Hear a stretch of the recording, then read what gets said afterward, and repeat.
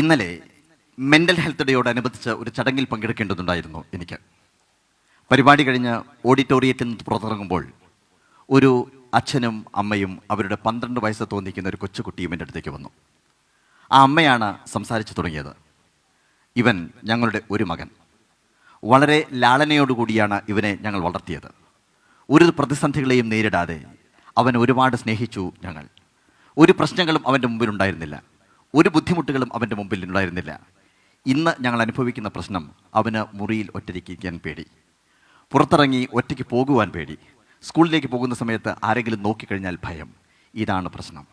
അവനോട് സാർ ഒന്ന് സംസാരിക്കണം എന്നാണ് പറഞ്ഞത്. ഞാൻ എൻ്റെ മനസ്സിൽ ചോദിച്ചു, ഞാൻ സംസാരിക്കേണ്ടത് അവനോടാണോ അതോ അവരോടാണോ എന്നുള്ളത്. കാരണം നമ്മുടെ കുഞ്ഞുങ്ങൾക്ക് നമ്മൾ പ്രതിസന്ധികൾ കൊടുക്കണം. പ്രതിസന്ധികളില്ലാതെ അവരെ വളരെ ഈസി ആയിട്ട് വളരാൻ അനുവദിക്കുമ്പോൾ, എല്ലാ സൗകര്യങ്ങളും അവർക്ക് ചെയ്തു കൊടുക്കുമ്പോൾ നമ്മൾ അവരുടെ ഭാവിയെയാണ് നശിപ്പിക്കുന്നത് എന്നുള്ള കാര്യം നമ്മൾ ഓർക്കുന്നില്ല.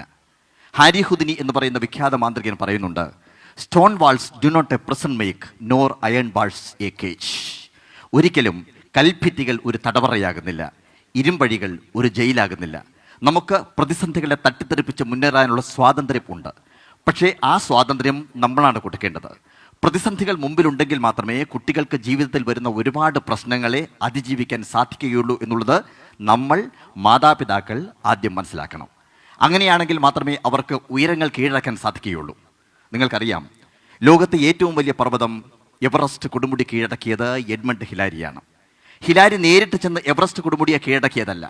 17 തവണയാണ് എവറസ്റ്റ് കൊടുമുടിയെ കീഴടക്കാൻ വേണ്ടി ഹിലാരി ശ്രമിച്ചത്. 16ാമത്തെ തവണ 100 അടി മാത്രം ബാക്കി നിർത്തി തിരിച്ചു പോരേണ്ടി വന്നു ഹിലാരിക്ക്. അന്നുവരെ ഏറ്റവും കൂടുതൽ ഉയരം കീഴടക്കിയ വ്യക്തി എന്നുള്ള രീതിയിൽ ഹിലാരിക്ക് ബ്രിട്ടീഷ് ഗവൺമെൻറ് ഒരു സ്വീകരണം കൊടുത്തു. ബ്രിട്ടനിലേക്ക് ഹിലാരി ചെന്നു. വേദിയിൽ ഹിലാരി നിന്നു. കർട്ടൻ ഉയർന്നു. കാണികൾ അദ്ദേഹത്തിൻ്റെ വാക്കുകൾ കേൾക്കാൻ വേണ്ടി കാതോർത്തിരിക്കുകയായിരുന്നു. അദ്ദേഹം നോക്കുമ്പോൾ കാണികൾക്ക് പിന്നിലെ ചുവരിലായി എവറസ്റ്റ് കൊടുമുടിയുടെ മനോഹരമായൊരു ചിത്രം കണ്ടു. ആ ചിത്രം കണ്ടതോടുകൂടി ഹിലാരിയുടെ കണ്ണിൽ നിന്നും തീജ്വാലകൾ പറന്നു. ആ ചിത്രത്തിലേക്ക് ചൂണ്ടിക്കൊണ്ട് ഹിലാരി പറഞ്ഞു, എവറസ്റ്റേ, കഴിഞ്ഞ തവണയും നീ എന്നെ തോൽപ്പിച്ചു, പക്ഷേ അടുത്ത തവണ ഞാൻ നിന്നെ തോൽപ്പിക്കും.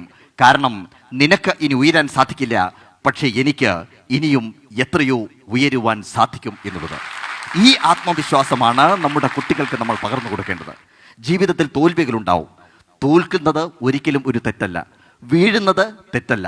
വീണിടത്ത് നിന്ന് എണീക്കാതിരിക്കുന്നതാണ് ഏറ്റവും വലിയ തെറ്റ് എന്നുള്ള കാര്യം അവരെ നമ്മൾ പറഞ്ഞ് മനസ്സിലാക്കണം. പ്രതിസന്ധികളെ അതിജീവിക്കാൻ നമുക്ക് നമ്മുടെ കുട്ടികൾക്ക് കൊടുക്കാൻ സാധിക്കുന്ന ഏറ്റവും വലിയ സാധനമാണ് കോൺഫിഡൻസ്, ആത്മവിശ്വാസം. അതാണ്